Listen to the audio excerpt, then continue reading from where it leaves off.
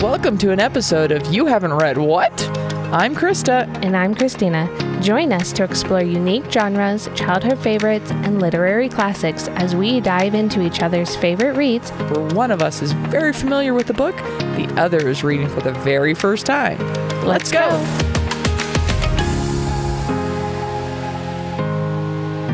I think we're ready. We're rolling. I know, right? Who knows? Yeah.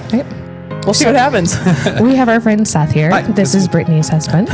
That is true. Brittany, who joined us in the first movie review. Yep. Yes. I think I mentioned a few weeks ago we were supposed to have Lauren, my friend Lauren, for this movie, Right. but government shut down, threw kind of things into chaos. Ruined everything. It's ruined everything. That was an apropos summary. Yep. Everything is ruined. Yep. And so we had to do a quick sub, and thankfully Seth is local. Yeah. So that made things a lot easier. On the backup. Lauren's up next.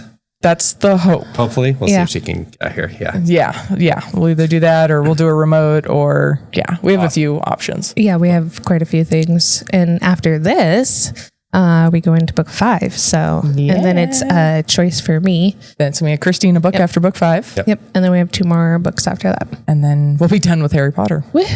It's kind of weird. It'll be kind of nice. On to 900 episodes of Star Trek. Yeah. Okay. Yep. I mean, we kind of have to do, is it Enterprise? Because that one's coming out by Lego or something at some point. Yes, the Enterprise ship. D, which is from the show The Next Generation, is coming out in Lego. The show Enterprise, every show is Generation. most of the shows are about a ship named Enterprise. The one that is coming out in Lego. Oh, it's the Next It's the Next Generations. Okay. We need to get you Trekkies, closer. I know that was an obfuscation. Don't at me. Right. Well, in the weird, I've seen No, I'm not. No, I haven't. That's I've seen the one with Jean-Luc Picard. Voyager. Right. You've seen a lot of Voyager because your husband loves Voyager almost as much as me. The one that's not Enterprise, almost as much as me. We have a lot of Voyager fans. Literally. What's this podcast about? Harry Potter? Yep, Yeah. something like that. Something. Other I don't know. nerdisms. No, the podcast is not about Harry Potter. It's about books. It's about books. It's That's right. about What books. is this episode about? It's about So, we all sat tonight and watched the 4th movie, Yep. along with Thing 1, and I have some of her thoughts I will bring into this. And so, overall, she enjoyed it. But, so my really quick kind of fun facts about the movie came out in 2005, November 15th, in both the UK and the US. It set a Guinness World Record for most DVDs sold. I helped. No, you didn't, because this is a UK record. Just in the UK alone, sold 1.5 million copies within 24 hours when the DVD came out. Wow. So That's I will say impressive. I did help with UK book sales though, because one of the things I have, Yes. my wife is a much bigger Harry Potter fan than me, but one thing I have on her is I finished this book before she got her hands on it because I was in Scotland when it was released, and I have the British release of the Goblet of Fire. That's awesome. Nice. And I was enough of a fan to be the buy at midnight and start reading. Yeah. Yes. Especially on vacation. By book 4, I was. Yeah, Right. kind of guy. So I don't think book 1 or 2 I had was. finished it before, and obviously we didn't know each other, so this is completely irrelevant. But I had finished the book before she got her hands on it. Oh, that's your one claim to My fame. one claim to fame. Well, and technically we're recording this 2 days before it would have come out 20 years ago. Good. Just have to. I don't have any gray hair. This movie's old enough to drink. Is that what you're talking about? I mean, technically in the UK. In the UK, it is. You're right. It's- And in Scotland. But yeah. Touche. So. I kind of mentioned this when we were watching the movie. Dan missed all. Dan Radcliffe. Thank you, Radcliffe, who plays Harry Potter, missed all of the dance scenes due to other filming, mostly in water.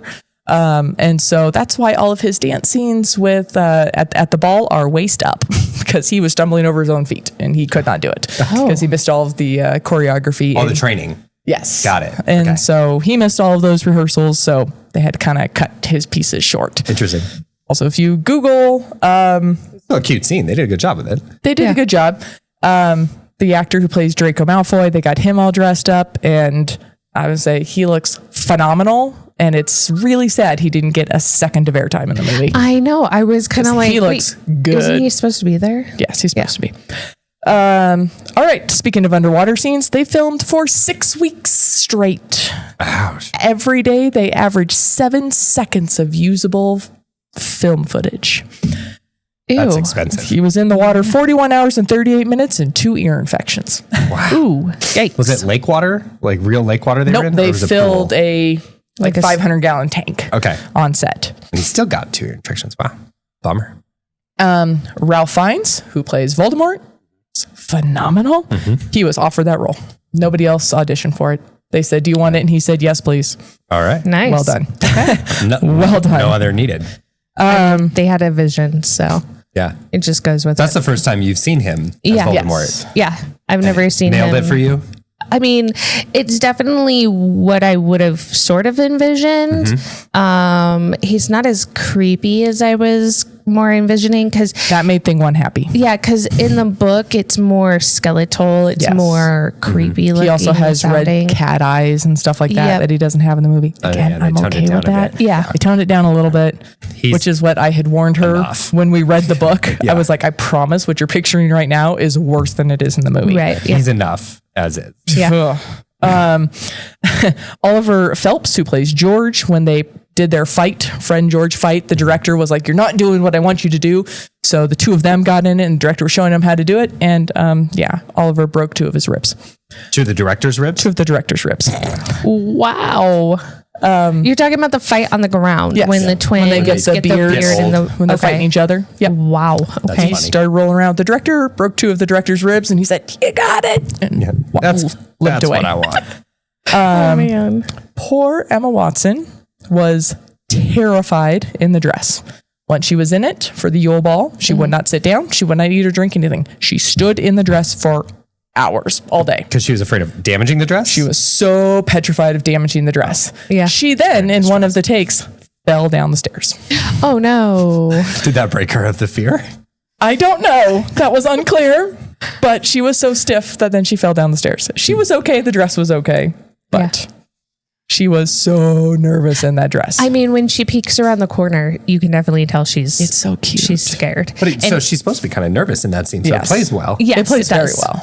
It's But so cute. that portion when she peeks around the corner was very Belle-like when she does the the live action. action of Does she the know of Belle.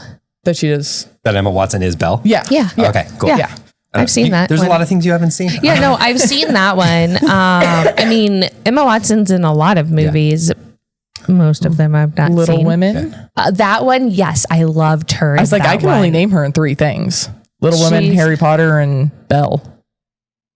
Isn't she in that book my wife reads all the time? Oh my gosh! Now I'm. Alan Rickman, I believe, is in. I don't. Nope. She's gonna hurt me for this. Anyways, Sorry, babe. Pride and Prejudice? Yes, that one. that Keira Knightley is. yeah, no, she's only in. She's in the remake of. Sense and Sensibility? Or She's in one of them. Okay. I know Little Women. But Another anyway. Jane Austen. Okay. Yes. Close enough. Cool. So that was kind of my quick fun facts about the movie. The water filming sounds miserable. The Circle. That was the other one I was going to say. I don't know. I don't know With what that is. Tom Hanks. It's an amazing movie. I mean, you said Emma Watson and Tom Hanks are in it. Yeah. That's automatically an A+ movie. Sorry, can't I possibly be totally that. like. I just wrote down the name of it so I can remember it. Yeah, that one is an absolutely amazing movie. I loved it. And I want to say there's a book I was about to based say, on it. is there a book? I believe there is. Ding, And if ding, there ding. is, I'm totally, yeah, Season 16 we'll definitely have coming to. the podcast near you. But yeah. Anyways. So we should do a real quick Harry Potter introduction. Seth, what is your house? Oh, I'm definitely a Ravenclaw. If I have a second house, it's Gryffindor because Can you see that? professionally I do leadership professionally. Okay. But like that took a lot of work. Whereas being a Ravenclaw, Being a very nerd came natural. naturally. Yes, that's very natural. So yeah, I'm a Ravenclaw first for sure. Do you happen to know what your Patronus is? No. Okay, I cool. I did not do that. We'll do that quiz later. Yeah. Thing one is very excited. We did her Patronus quiz last night, and she's a fox. Oh, cute. Adorable. Just very I cute. can see that. Yeah, she's foxy. Yeah. You can go with that. Yeah, it's very cute and little swift little, Yeah. force She thing. runs around when she's outside and stuff, Yes. like bounding all over the place. Yes. Like, yeah. Little bit. I can see it. Little bit. Yeah. Yeah. And so she told me she had a bad dream a couple nights ago. And I said, well, you should have your Patronus to keep you safe, even in your dreams. There you go. And she was like, I don't know what it is. And I said, well, let's fix that. So I grabbed a tablet and we did the quiz together. She got a fox. She's very excited. So Tim 3D printed her a fox tonight. I was just thinking, I was like, I'm going to 3D print her a fox. It's a glow in the dark. Yeah, I was going to to glow in the dark 3D blue fox. Absolutely. That's adorable. So now she'll have it sitting on her little nightstand. So when she has a bad dream, she can look and her fox is keeping her safe. That's kind of like a dream catcher for nerds. Yeah. I like it. So I'll start with some philosophy from me, because for movie watching, as you both are well aware, I have a very different philosophy than many people. I frankly never care about changes between the book and the movie. That's not never, but hardly ever care. Like, I'll notice them, but like they are irrelevant to me. I judge movies entirely on whether or not they hit the morals, messages, and meanings. That I know. Yep. And if you guys watch another podcast, yes, I'm quoting them. If they hit the morals, messages, and meanings that the book hit at the same level that the book hit them, then the movie did a good job. Fair. And if the actions that they take are adequately in character. Within character. Right. Like, so they can do things differently. But if it's still something Hermione would have done, if, the even movie it's was not an hour and a half what she did do in the book. It's still like, then it's good enough for me, which I know is not what everyone else likes to do with movies a lot of times. Like, people like have fun, like going after the changes and identifying the changes. And nitpicking is like a mean way of saying it. It's not mean. It's just like, that's part of the fun for people. It is like, it's like they do that. So, which I think before you go into your nitpicks, we go into our, this is a nice range because Christina is definitely harsher on books to movies. Yeah. I'm kind of in the middle, that we'll talk about in a minute here. And then, because we watched the third movie together. We had a long debate about the third movie before, Zenobia joined us. It is, very different. Yeah. But, it's even a little too different for me, and I'm quite generous with that. So then, Christina, what was your favorite book to movie thing, person, place? Like for today's thing? Mm-hmm. Yes. For book / movie 4. I would definitely say like the graveyard and like both of the Portkey things, because they were both very similar to. I get sick just watching that. Executing the Portkey? Yes. Yeah. Right.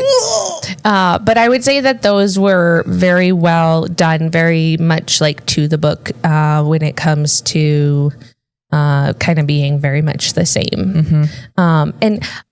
And back to a thing that you guys said, like, yes, I like to kind of nitpick what isn't in the movie, but there are a couple things that I feel like they could get closer to the book. Yeah. And like, everybody's like, well, you can't put everything from the book into a movie. I totally get that. But there are things that, like, even if you're going to leave certain pieces out, like the things that you do put in the movie could be a little closer to the actual thing. Yeah, it's a different, and I think like, that's cutting what something for bothers time me. is expected, right? You have to cut things for time. Exactly. Like, I'm sure we'll get into it. Like changing something. They cut out the whole elf subplot in this one, right? I'm okay like the spew. that. Yeah. But if you take the time to put something in a movie, right, and it's different from the book, I can see why for some people that is more irritating. Yes, that's what irritates me, is more of just the just that difference. Kind of like we talked about while we were watching the movie, the twins aren't supposed to be not the Weasley twins, but the Patel twins are supposed to be different different houses, and they're not in this movie. That bothers me. And they're very much like the same person in this movie, which is and why that is not me. how they actually are in the book. Like if you're going to do something like that and you're going to have those two characters do what they're supposed to be doing. Yeah, I'd be curious what the justification there was. Was it just like, we only want to do one costume? We got one of them's measurements. We're doing Gryffindor. So, although one is quite a bit taller than the other. Yeah, they're not identical. You can tell. You can tell not they're identical not twins. identical. No, I mean they're stinking cute. They don't they're look identical. Their blood could still be identical. Right. But yeah. Fair. All right, Seth. It's been a while since you read the book, I think. It has, yeah. It's been over a decade since I read Goblet of Fire. If you rack your brain, or just in general, what is your favorite piece of the movie then? They did the whole end sequence really good justice. The whole thing from the second, like, I don't know how much was the same in the maze, and that's something I would never care about. But from the second they touch the port key there and jump out, that whole end sequence with Voldemort, with the pacing was good. It was engaging. It was committing. You felt what Harry was feeling. They did really good cinematography with like where he was looking around, so you could tell in the book. You're in his head, and he's thinking about the things he should be thinking about how to get out alive, how to get the body out, about his friends and stuff like that. And they just do that all with really good cuts to him, where Voldemort is out there monologuing. You pointed out it's not really monologuing. He's actually like speaking to his people, which is good. It's prophesizing. We call it the bad guy monologue. Right. Yeah. But Harry's not listening to him because he's like, I don't care about this dude. Like, I'm trying to get me and my friend out of here, right? And they do that really good just by like cuts and where he's looking and stuff like that. They did just a fantastic job.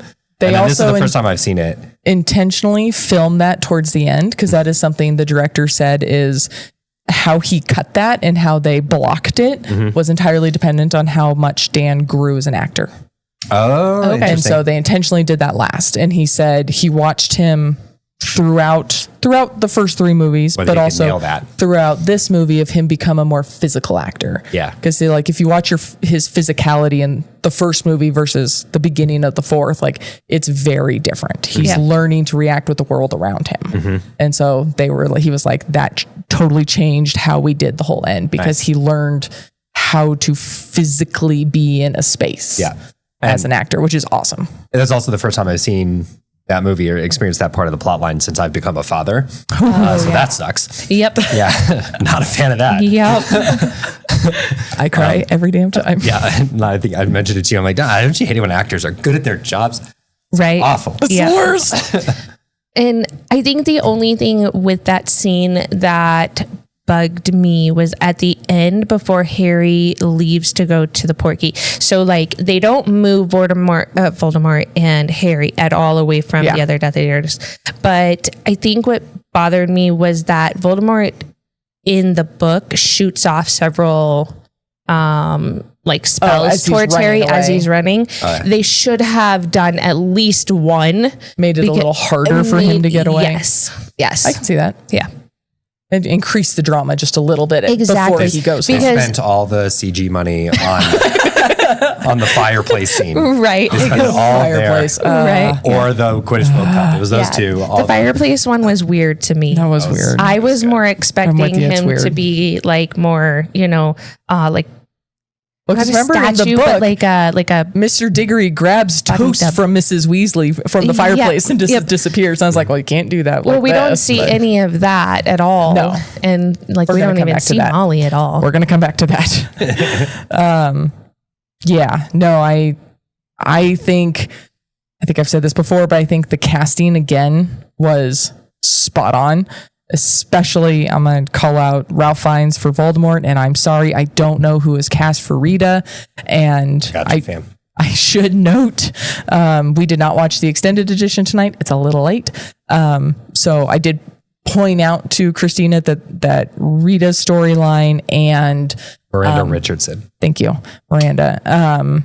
And the whole Snape Karkaroff thing gets a little bit truncated unless you watch the extended version.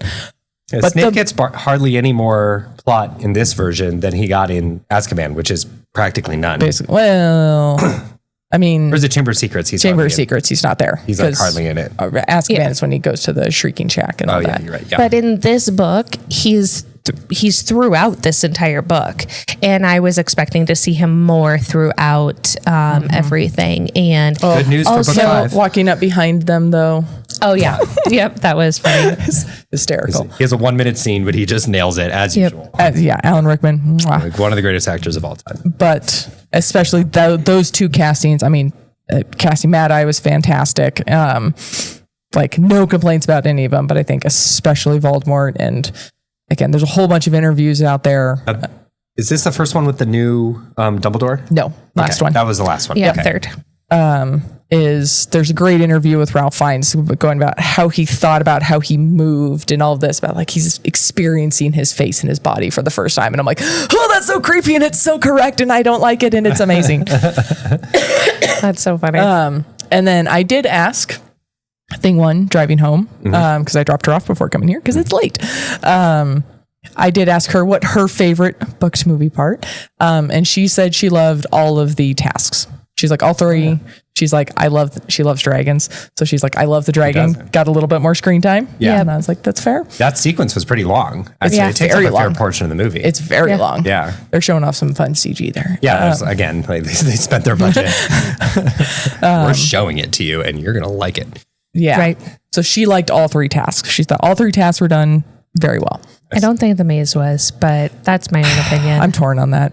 Yeah. What was different about the maze? So in the maze, they run in, like the maze doesn't move. They just run into various different blast-ended screws. Yeah. It's not a Dementor. It's a Bogart. Yeah. And then there's a spider and things like that. And then the lynx, the riddle, the sphinx that does the riddle. All right. But he just goes around. No, he solves the riddle. Oh, he does? Yeah. And Harry really doesn't get stopped by anything. It's the other characters that do. Mm-hmm. Yeah. And I think that So what did that change for you? So for me, getting rid of Fleur the way they did, I just kind of felt was weird because it's technically supposed to be Crumb that actually is attacking Fleur, but we don't know that. Mm-hmm. And so I think they pretty strongly implied it. In the movie not attacking Fleur. The movie is the maze takes her under. Well, but he knocks her out. He knocked her out, standing over her body. But that's why in the book you don't know. You just hear her scream and there's red sparks and that's it. Right. That's in true. the movie, know they what pretty strongly imply. You don't see him hit her with a spell or anything, but But Harry's not supposed to know that Fleur was taken out by Victor. Victor doesn't show up for Harry until he starts messing with Cedric. Yeah. And he didn't actually ever mess with Cedric, really. He did, but he didn't. He crucios him. Harry stops Crumb from crucioing Cedric. Right, but Cedric says, yes, in the book. But in the movie, Cedric says, get down, and Harry gets down. So it's almost like Harry's cowardice in that way, whereas in the book, he's actually the hero. So the big thing that they changed is, in the book, is it's the characters against the maze. Right. In the movie, they made it the characters against each other.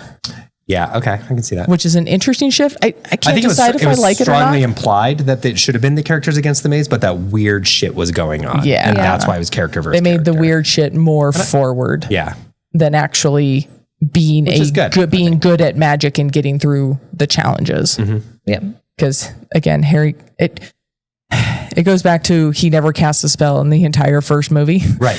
Right. It goes back to that of he does nothing on his own to get through the stupid maze. Right. Yeah. Like the maze, I thought of that too. Like when the maze was collapsing on him and he's just running and shrugging off the things. I'm like, magic. Yeah. You have a wand. This is a magic test. And the fact that he doesn't help save Cedric until the maze is trying to eat Cedric. And it's actually supposed to be the big spider. He gets the spider and saves Cedric, but he also helps stop Victor.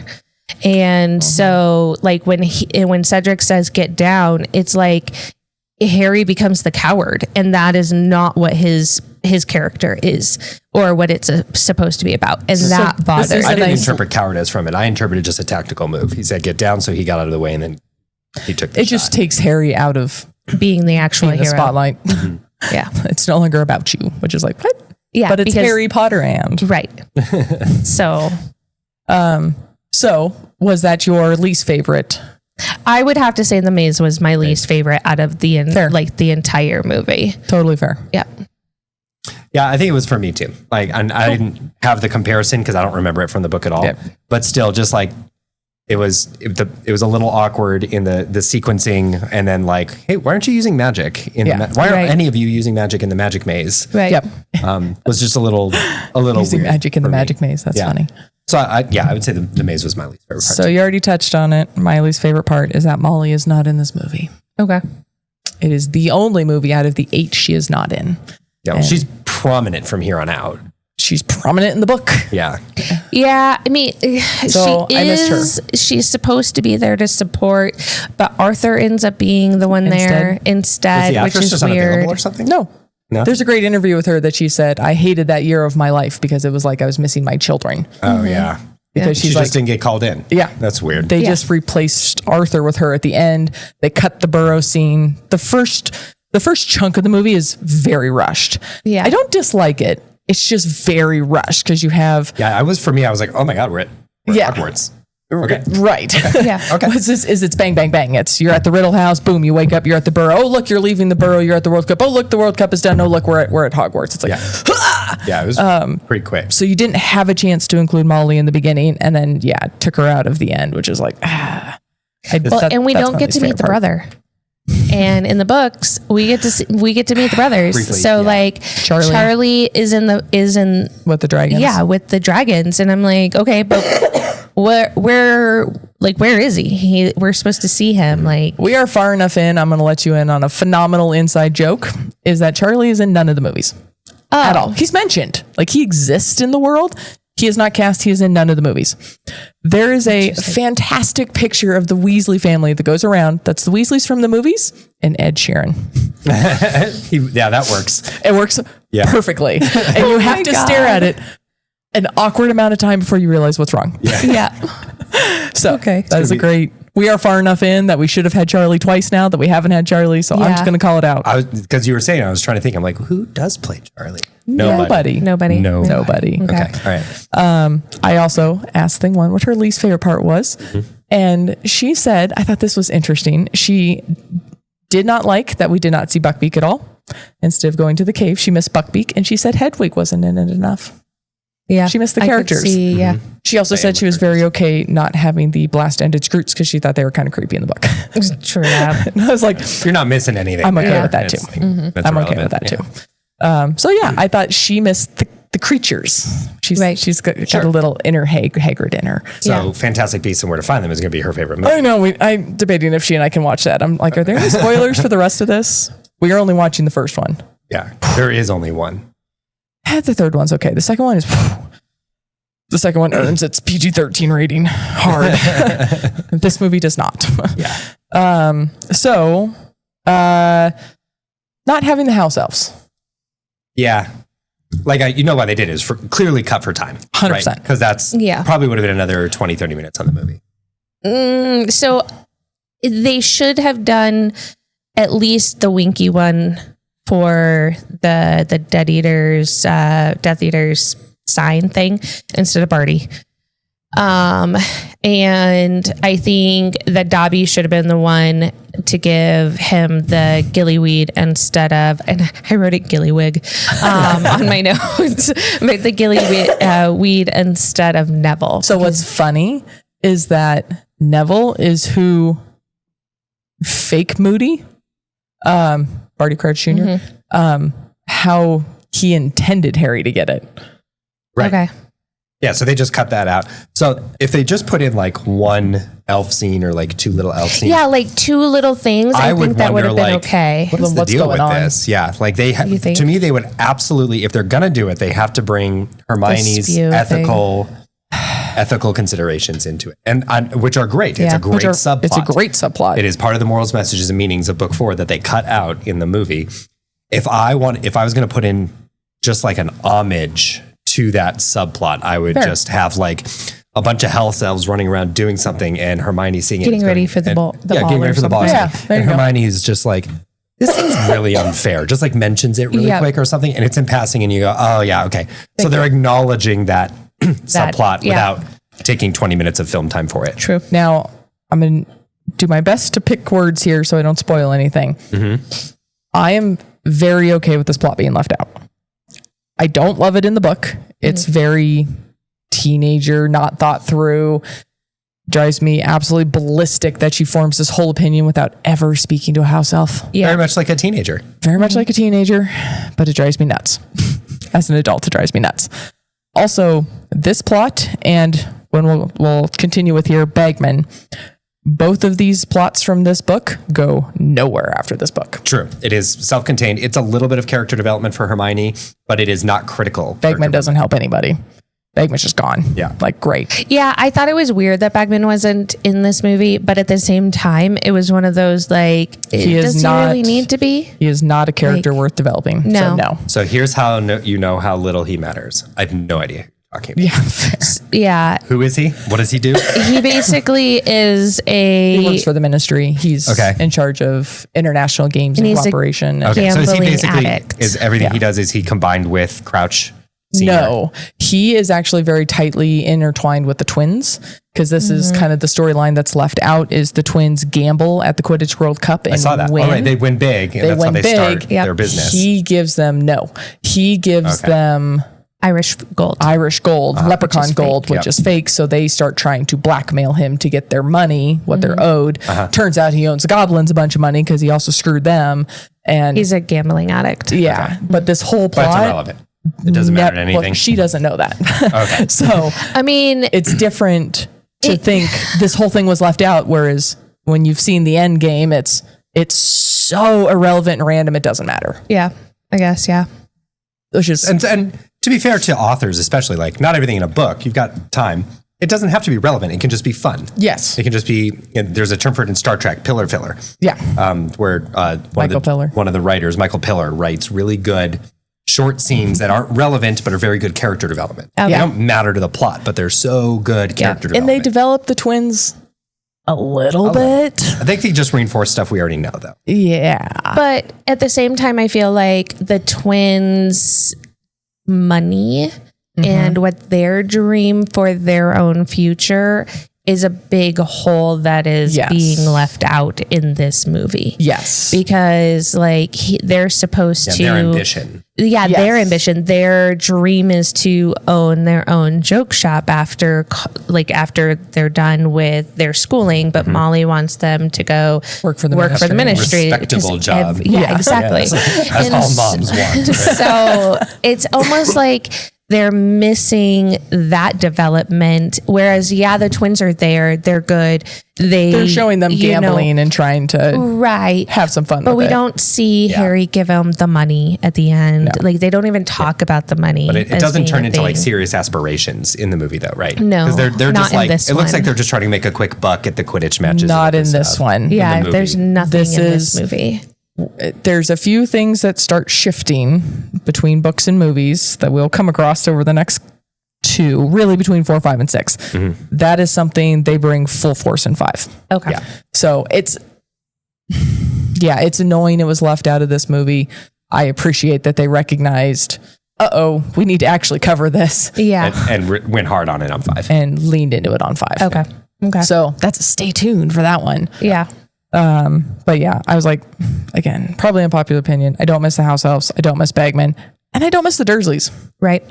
It's the same Dursley thing again. It's the exact same shit, round different 4. day. We know they suck.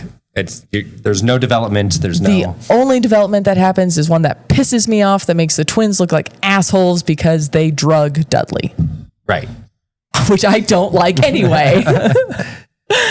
Christine's like, it's Dudley, who cares? Right. But I was a mean older sibling, so they torture it's one of those things a stranger. Yeah. It's not a sibling. Whatever. Yeah. It's Dudley. So I did have a question that is weird, but love it. From the book and the movie, it doesn't matter. Why does Barty Crouch Jr. as Moody teach the dark arts class the things that like the evil or the curses and things like that, and how to be imperious from them, essentially, like not have them to break it. Yeah, to how to break it and how to do all that kind of stuff. If he's an evil person, I think it's cover. Like that's the curriculum. It's not though. No. No, like every year so far, we've had a different arts teacher or a different dark arts teacher. Like we had Lupin, and he focused more on creatures, the creatures and the different kinds of magical things. Sure, but that was also like he was a werewolf. Freshman, sophomore, junior year. Now they're seniors, so they can learn greater stuff. Now he does mention he's that only 14, so 14 would technically be freshmen. Just using those words to apply to Hogwarts. Yeah, so it's year 4. But they're a fourth year. It shouldn't be the same curriculum as year 3, year 2, year 1, right? No, and I agree with that. But at the same time, like he's acting as the person he's pretending to be. I disagree with that. Okay, tell me. I think he's a Death Eater. and he hasn't been able to do magic in a very long time. And I think it feels really good to do those unforgivables and get away with it. Okay. Okay. That makes sense. That seems plausible too. Like, yeah. I think they should learn it, so I get to do it to spiders at least, and do it to the kids. And maybe he's in also the book. They do in the it. book, He does it to the kids. He doesn't Avada Kedavra the kids. Right. No. But yes, he does do the Imperious, and he gets excited when Harry beats it. And again, I think this is Junior. I'm just going to call him Junior because Barty Crouch Junior is too long. Or Fake Moody. Foodie. We're going to call him Foodie. He is excited to see the power that Voldemort's, quote, greatest foe actually has. So I think he gets a little excited when he sees Harry start to beat the Imperious Curse. And goes, oh, damn, this kid really is good. And now I'm going to serve him up on a platter to Voldemort, and Voldemort's going to kill him, and it'll be more magnificent. Like, so thinking like a Death Eater too. Like, imagine if you're looking for your next generation of Death Eaters, right? That's true. a good point. You're going to do this in the classroom, and you're going to see like, hey, who's into this? Right. Malfoy. Oh, Draco digs I still don't think he's that evil. Like, I think he's evil. I think he's an a-hole. I think he is what all of those Reddit stories of "Am I the a-hole" are about. But like, The answer is yes. I honestly don't think deep down he is like his dad. I'm sorry, but I don't. We'll find out. We'll find out. But yeah, I just was like, I think right now in his life, he would be at least interested in learning the Imperious Curse. True. But also, what's going He's to at least that much of a change now that Daddy has been unmasked? Ooh, I mean, to Harry Potter, who escaped. Yeah, but Harry Potter also did not tell anyone who was there. Like Not in yet. the book, they talk about like everything that he saw, and all of the people he saw, and this and that, and all of the people that were named or not named. And He doesn't get to decompress in the movie. To me, that's all No. very much implied. Like the movie ends like while he is still processing the immediate trauma. Right. And you just assume that they're having those conversations while you Yeah. wait for Yeah. movie 6 to come But out. again, you know what assume means. So I'm assuming he's not keeping it to himself. thing one did not technically finish the book. We have the last chapter to go, and she was Rita. like, "Oh no, we haven't finished the book." And I was like, "That's okay. The last chapter is not in the movie, and it's all just a lead into 5, so don't worry about it." I realize she does not understand Rita Skeeter now, but again, that's left out of the movie. The non-extended edition, it's left out, so it didn't spoil anything for her. So what was it? What is? She's an animagus. She's an illegal animagus who's a beetle. Oh, okay. That's how she's been getting all of her stories. Yep, and Hermione has her in a glass jar at the very end of the movie, or at the very end of the book. She has some Slytherin. Yep. I appreciate the new, more grown-up look for Hermione. I do too. So did Emma Watson. Well, no. But I bag on Hermione a lot, but I think that this movie did her justice when it comes to being more of a 15-year-old girl who likes a boy and But is all of also that. extremely smart. Yep. And isn't just pure annoying. Yes. Her intelligence. Yep. She's Which is- learning how to. Part of the reason I'm really okay with them leaving out Spew, because she Yeah. grew up very nicely in the movie. Yeah. And again, the boys need haircuts. For the love of all that is holy, cut off their hair. for sure. In 2005, you're I not recognized this was the thing. Oh, it was even in the U.S. long hair, not you, but long hair. My brother had long hair. Like, Yeah, well, your brother's a hippie. that's true. That is true. Accurate. But like everybody had, not everybody, anyone who could pull it off had long hair back then. The It's twins, back. Right now, it's big too. the twins can pull it off. Bieber. Ron cannot. Yeah. It's such a Bieber look. Yes, it is. But it's like before Bieber, which is the funny part.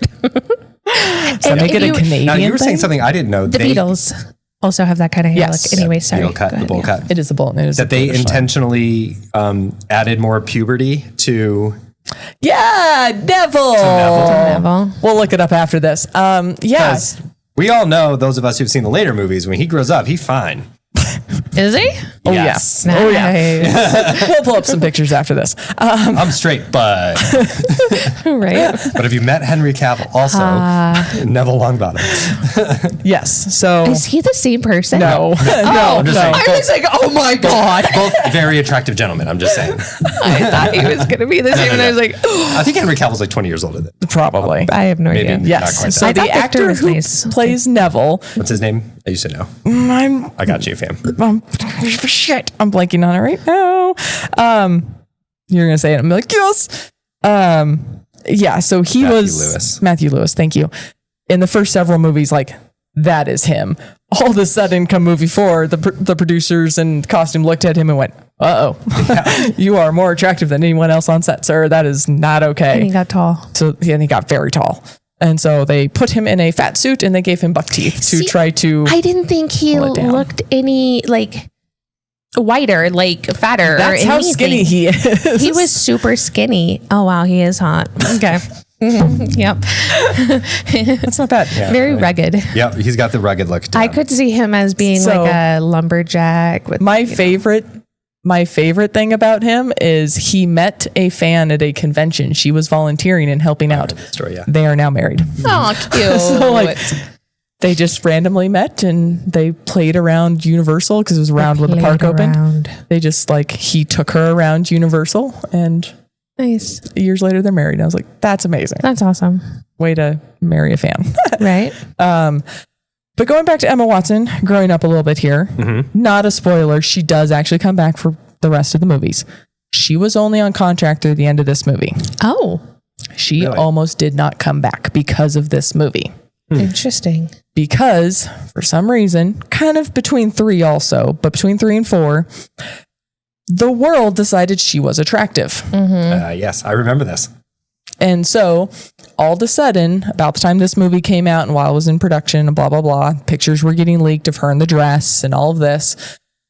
There were websites dedicated to a countdown clock to when she turned 18 and what the jail time would be if you went after her before that. Rude. So That's a little much, guys. That's a lot much. that's So why she's she like- almost quit because she was getting harassed. Because and now she's a giant Yeah. advocate against that. 100%. All of her money and power. So good for you, Emma Watson. Yes. Right. And so the Tom Felton and who plays Draco and Emma became very, very good friends.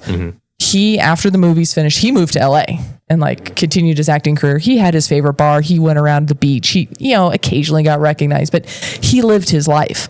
Emma came and visited him and he's like, I have never seen anything like it. In his memoir, he's like, it was insane. The amount of people that followed her, the cat calls, the guys that tried to grab her away from me at the bar. Like I couldn't go to any of my places with her because it was her.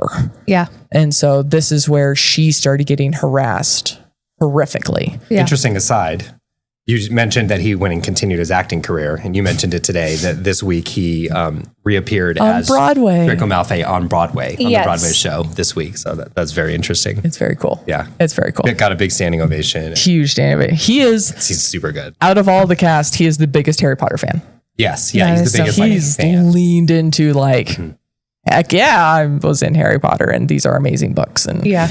blah, blah, blah. Yeah, he is And the also, biggest what fan. I'm really grateful for the Harry Potter community, because I'm also a Star Wars fan, and the Star Wars community is not good at this, and other communities are too, is hating on villains, the actors who play villains. the actors who play villains. As far as I know, he has not gotten a lot of that. I'm sure he's gotten some, but No, he's also... See, I don't think he's a villain. He's not really a villain. But The actress, so without spoiling anything in book 5, the actress in book 5 who's the villain, yeah, she got some hate for that. Did she? Yeah, she got some hate for that. because she did such a good job. She does such a good job. But it's like what's the kid's name in Game of Thrones? Oh, me. I never watched Game of Thrones. Me So. You know, neither. like he got absolutely Yeah, annihilated. for doing his job, for playing an awful human being really, really well. I think part of that is both Tom Felton, Draco Malfoy, and then who plays his dad and his mom. The actress who played his mom has since passed away. But I should know Lucius. Is Lucius, yeah. Again, you're gonna say it, and I'm gonna go. yeah, we did this the last time we talked about We did. the actual actor's But name. off Dang it. Jason Isaacs. Thank you. For Star Trek fans, Yes. in Star Trek Discovery, He's great character. He's a great character. Great character in Star Trek. Not a great Star Trek, but he's a great character. He's a great character. The three of them had a wonderful connection. And this is 2005. Let's go a little later. I don't know when the next movie came out, but fast forward 5 years even in the next couple of movies. Both Tom Felton and Jason Isaacs were kind of starting to lean into the social media. They were okay taking pictures together. They interacted together off screen. They did interviews together. So the world kind of got to see them in character, outside of character, which I think de-villainized both of them. Yeah. That's a good idea. Whereas, again, the actors coming from the next movie, Ralph Fiennes, is already known as the bad guy. Like, he's just, I mean, people watching him go, you're just creepy, dude. And that's amazing. Like Star Wars is a perfect example of like the toxic fandom, what they did to Jar Jar Binks, right? Like Jar Jar Binks is a terrible character. Rightfully so. Right. But the actor who played him, though, got like an unreal amount of hate for playing Jar Jar Binks. And so he left the Star Trek franchise until literally last year when they brought him back as like this You meant Star Wars, but yeah. Star Wars, sorry. This badass Jedi. Yeah. Just to like, as an apology, basically. Yeah. For everything that the fandom really embraced him coming back. Yeah. Which is really cool. Well, and I think too that when people play villains, they usually always play villains in almost every So that's why movie Jason that they Isaacs. do. No, sorry. That's why Alan Rickman did not want to play Snape initially, because he had just come off playing Hook Yeah. in Peter Pan, where he was Hook. And again, yes, he nailed it. But he was like, great, I'm going to be a childhood villain now. Yeah, and it's one of those things where it's just like once they start doing it, it's kind of like the guy that plays the Green Goblin. William Dafoe. William. I didn't have to look one up. Did you see that? He's got the Yep. I can't even think. But anyways, he tends to play a villain. Yeah. Whenever he's doing, does it he is so well. good at it. But So like, well. I can't believe I just actually pulled out a Spider-Man reference. Yeah. I almost said Superman, and then I was like, hold on, that's I not right. remember the details of the other movie that I've seen him in. It's the Irish movie. People are going to hurt me. We won't. Sorry. Anyway, there's a movie. It's about the Boondock Saints. Boondock Saints. I was about to say it's not Boondock Saints. So he's not really a villain in the Boondock Saints, and he's very famous for his role in the Boondock Saints. Okay. If you haven't Not seen sure that. what that is. It's an Irish mob movie, but he's like the investigator chasing the weird. He's a very strange person still, but he's not a villain. Okay. But he's a weirdo. Okay. I'm good with weirdos. Yeah. Yeah. But anyways, so what else? Overall, out of the four we've read and watched so far, these two still stand as my favorite book and my favorite movie. Yeah, concur. Okay. If there is another movie that even contends for the best movie, it's Book 7, Part 1. I would agree with that. Yeah, but I think it's this one. I think it's The Goblet of Fire. Okay. See, Yeah. I didn't care for the movie too much, but I don't know if it's just because there were so many things that I felt like. You're also fresh off of it. Yeah, true. Which changes Yep, things. for But sure. which would be your favorite so far then? I think 3 for movies. Damn it. Of the remaining ones, that's my second. Like of the ones you've seen. Yeah. So Chamber of Secrets, I just found dreadfully dull from start to finish. Like I Yeah. almost didn't Yes. keep on the 2 Harry is- Potter franchise. 2 is Yeah. rough. And Both one book is, and movie. one is just like, okay, you did it. Yeah. Okay, movie has started, franchise has started, good work, but it's not. See, Yeah. the first movie, I love the first movie. That's They're like, not good actors yet. but I don't think it's care. a- Put them in the boats with the lantern, seeing the castle for the first time, and my little heart just explodes. Yeah, like they nail all the nostalgia. I am points. 11 again, and I don't care how they are as Yeah, actors. they nail all the nostalgia points, but it's not Hagrid crying at the end. great. I think 1 is a really good, like, get you into the series. Like, let's get you in. Let's do it. Everybody's going to come back and always watch 1. Yep. It's just something that people do when it comes to series and stuff like that. They don't usually watch past a certain point, or they'll watch all of them and then they always come back to The beginning. the very first one. And I said, it's also, 1 has the nostalgia point for me. I said, and it I nails that well. watch, It hits it. I watched them in those boats, and I'm 11 again. Yeah.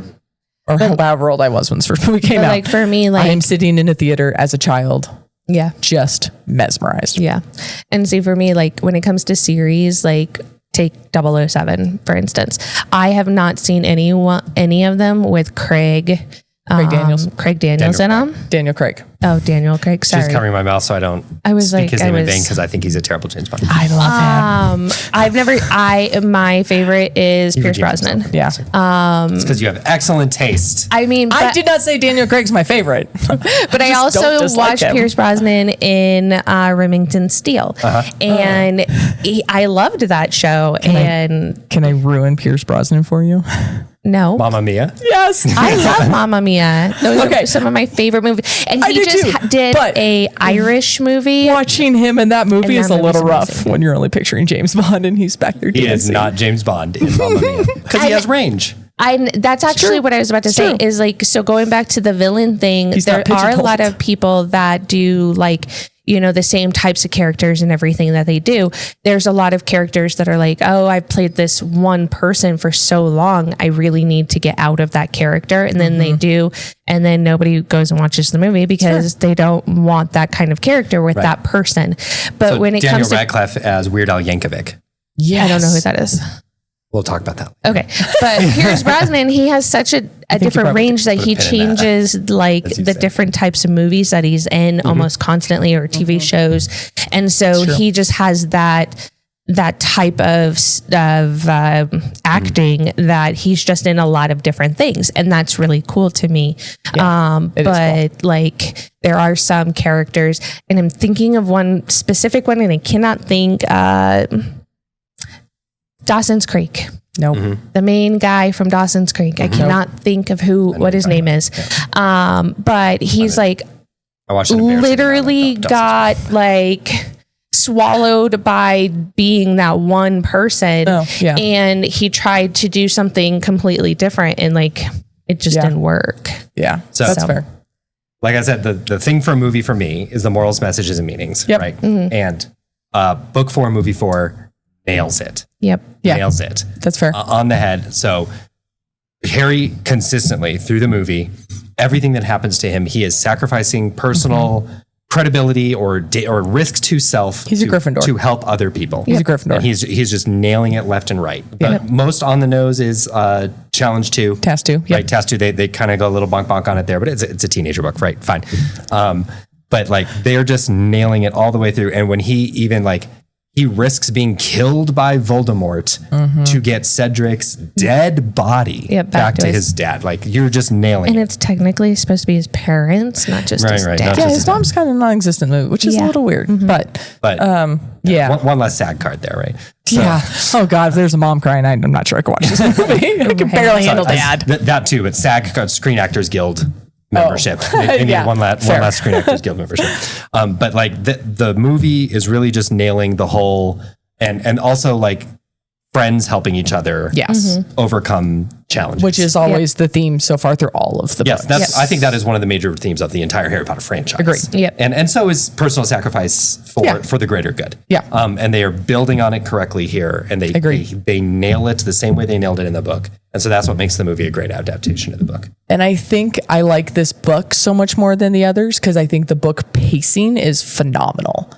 I think the first book is kind of just you get the you're a wizard, little bit of a hype, but then it just kind of is settled all the way through, and then you get to the very end. It gives you the world plot in the first book. Yes. Like, let's get you all the characters, let's get the world built, let's do all of the broad. And by the way, there's a bad guy. Yes, the broadness. And then a little bit of backstory, and then like that's book 1 in its shell at that point. And then book 2, I think, just has terrible pacing in general. The chamber is open, and then you just really don't care until you're shoving Lockhart down. I feel like book 2 could have been way better. I feel like, did she have like a deadline that just was too tight? Yes. Was it just too like what? But at the same time, like. I think she also had too many ideas, and she didn't have enough books promised yet. Yeah, and it's a really good like book to like close off the series if you had to, but at the same time, it's one of those ones that's missing so much. It could have been so much more. To lean into the pacing here too. books 1 through 4 are really, also because she didn't know how far she was going with this early on, especially really putting pieces on the chessboard. Yeah. At the end of book 4 through book 7, The pieces are now moving. it's a chess game. Yeah. Yeah. It changes the end of book 4 from the second that Cedric Diggory dies. Yep. Yeah. The entire feel of the entire franchise just changes. Yep. And it is Okay. all one plot now, from now to the end. Okay. And it is, But and I it still takes years. It's like the years at the school, but it is Right. one plot and it is just one through line through the whole thing, which Yeah. is awesome. That's what makes it start. And again, unpopular opinion, I hate book 3. I thought it was so boring. I thought book 3 That's how I was feel about book 2. so boring. Yeah, I mean, I think book 2, I was just like, okay, let's get to the catch here. The book 3, the whole time, I'm like, is there a catch? What the hell? Like, Yeah. I don't like book 3. Very unpopular opinion. And then I felt the movie was the exact same. That I'm like, what are we doing? We're watching a Whompy Willow baby beat up a bird because there's nothing more important going on. Book 4, book 4, it's like, okay, you start, we get the World Cup and a Dark Mark. Ooh, okay, what the hell's going on there? Okay, let's keep going.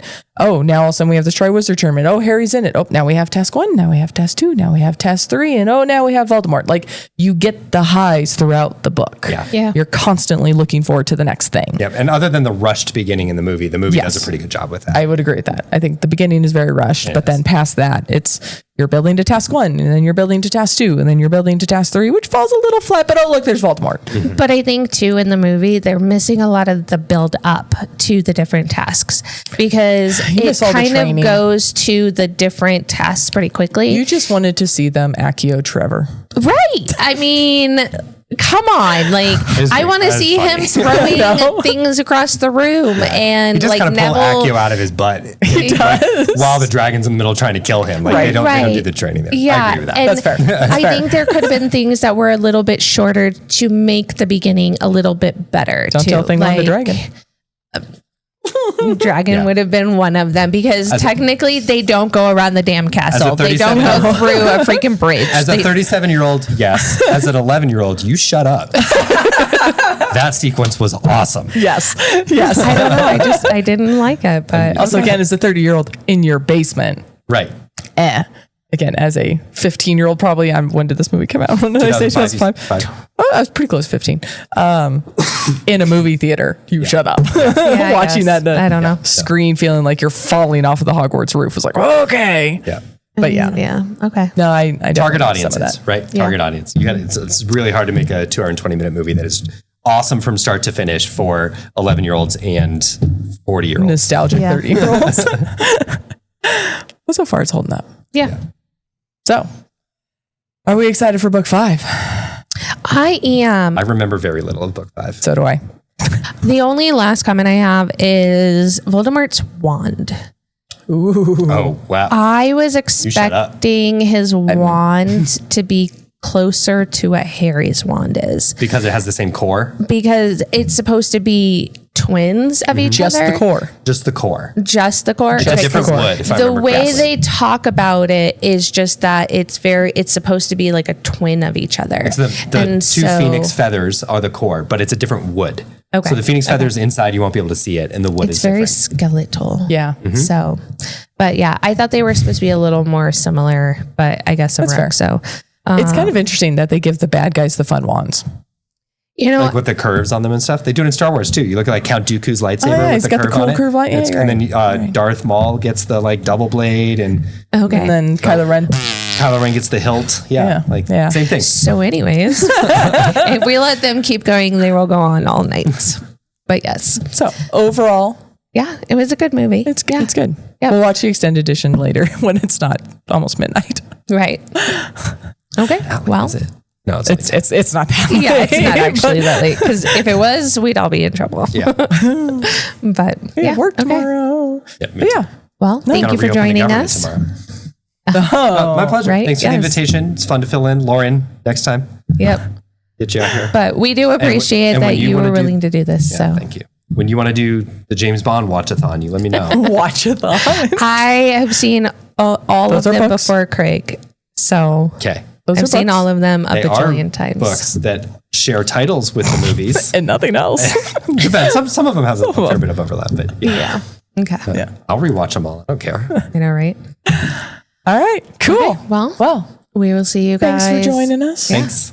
Thanks for the invitation. Yeah, Love it. sure. Love your guys' podcast. Love what you're doing here. Thanks. It's interesting. It's fantastic. I actually enjoy listening to it every Monday. I don't just listen to it because we were friends. It's really, I'm like, oh, cool. New episode. See, I get in the car on Monday and thing two, I'm like, okay, right now he wants Zootopia on repeat. And I'm like, no, it's Monday. We have to listen to mommy. And so now when we get in the car, he always asks, is today Monday? I should ask my baby boy, make him listen to you too. Be like, hey, and Krista. Yeah. Yes, he would the whole time. Christina? Yep. What's Why happening? are they on the radio? That's so weird. No, my little dude is like, is it Monday? Oh, okay. I'm like, yes, you don't get Zootopia. One day a week. One day a week. We have to listen to mommy. Yeah. But okay. Well, Cool. we will see you guys See you next time. See you. Bye. Bye. Thanks for joining us for this episode. If you had fun, please follow, download, and review this podcast on your preferred listening platform. If you're ready for the next chapter, join the spoiler-free conversation on our Facebook group. Search You Haven't Read What? The podcast. Or on Instagram and YouTube for exclusive videos and behind-the-scenes content. Have a great week. And we'll catch you on the next page.